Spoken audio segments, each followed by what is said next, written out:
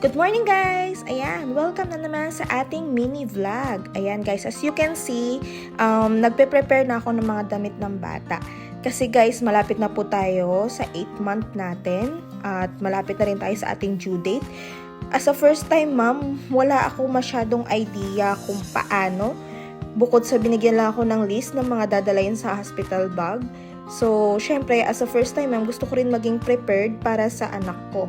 Ginamit ko na lang yung idea na na-experience ko sa Pilipinas noong sa mga panahong nanganak yung ate ko sa mga pamangkin ko na ako ang kasama. Kaya ganyan ako ka-prepare. So, sinasanitize ko muna everything na gagamitin ko para sa mga damit niya para sure na malinis at maayos yung gamit ng anak ko. Sabihin nyo na maarte kasi first time mom, so I want the best na magagamit ng anak ko at hindi magkukulang yung kailangan niya if ever nahanapin ng doktor. Pero based dun sa list na binigay sa akin, napaka-basic lang kasi sabi nila may mga free stuff naman daw dito sa hospital, dito sa ibang bansa. Pero gusto ko pa rin maging prepare para sa anak ko. Ayan.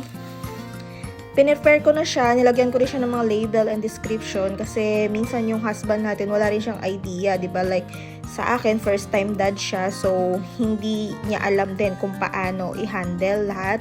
So, kailangan ko rin siyang i-guide based sa mga nakita ko at na-experience ko sa Pilipinas.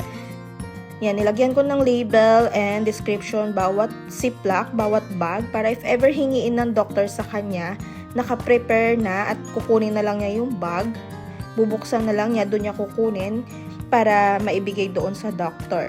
Nilagyan ko na rin ng mga notes para mas may idea siya. Yun lang guys. Thank you for watching. Bye-bye!